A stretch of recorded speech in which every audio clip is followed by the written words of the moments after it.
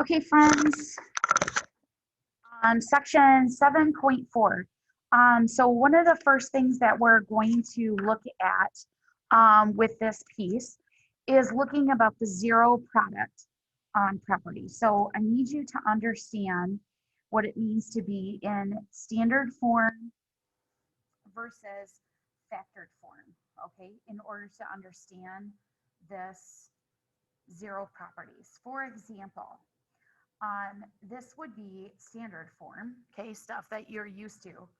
This would be factored form, okay? We'll talk about how to get to factored form in a little bit, but I want you to understand what that looks like because all we're going to do today, so this is standard form, this is factored form. In order to get it, I need you to understand that we can take this factored form and use the zero product property. So notice how this can be written like this. Now remember, we kind of did this, okay? So remember how we were doing problems like this, right? And we would multiply these, we'd rainbow it, right?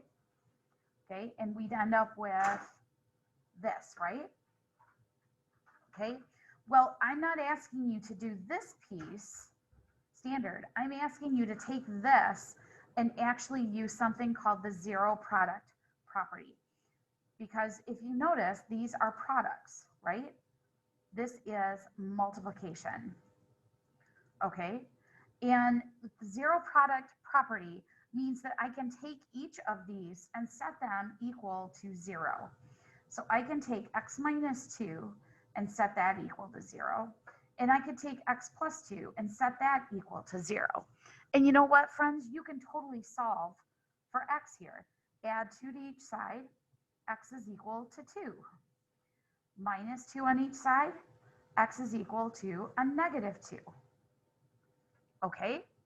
So all we're doing is taking our products here and setting them equal to 0. So, for example, let's do z minus 4 and z minus 6 equals 0.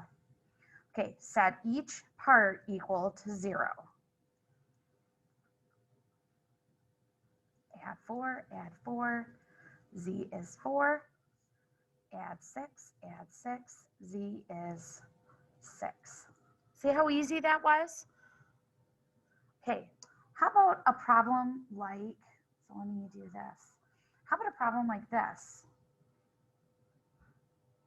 Well, that's no big deal because I can still do this. Set each part equal to 0. So x is 0. I don't even have to solve. And x minus 1 is equal to 0. So add 1, x is equal to 1. See how easy that was?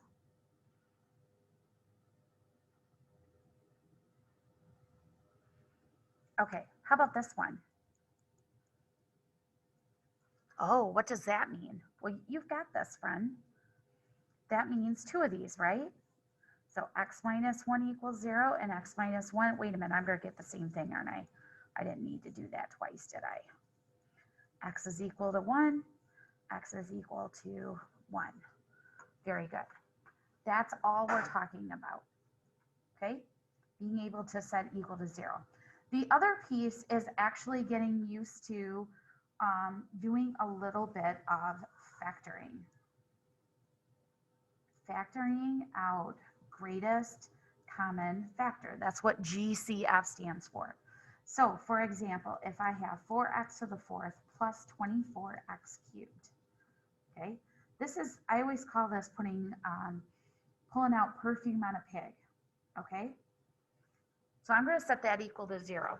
So what is the greatest common factor? What do these both have? Well, let's see. You can't take out more than what they have. So let's look at 4 goes into 4. Does 4 go into 24? Oh, it does. Okay, so let's pull a 4 out. What are we left with? A 1, right? Okay. Plus 4 times what gives you 24? 6. Okay. Now, how many x's could I take out? Could I take out 4? Well, no, this only has 3. So I can take out at least 3 x's. So how many x's am I left with? Oh, I'm left with 1. How many x's am I left with here? None. I took them all out. Equals 0. Oh, okay, so I'm here. So guess what? I can go 4x cubed equals 0. You know what? If I divide by 4, x cubed equals 0. X is still 0. Okay? How about this one? X plus 6 equals 0, minus 6 minus 6. X is a negative 6. You just did it. Look at that. Greatest common factor. All right. How about this one? 2x squared plus 8x. Okay, equals 0. Are you ready? All right, what can I take out? Well, I can take out a 2. Oop, I shouldn't have done that, right? I can take out a 2. What else can I take out? Can I take out an x squared? No, I can only take out an x. All right, so what am I left with? Just an x. What else? 2 times what is 8? Well, that's 4. Now, go back and double check. 2x times x is 2x squared. 2x times 4 is 8x. I'm good. Now set each part equal to 0. 2x equals 0. X plus 4 is equal to 0. Well, divide by 2, x is 0. Minus 4, x is a negative 4. Awesome. Look at that. You just used the 0 property. You just did the greatest common factor. I'm going to draw a little pig snout that hopefully you can remember. Pull the perfume off a pig. There you go.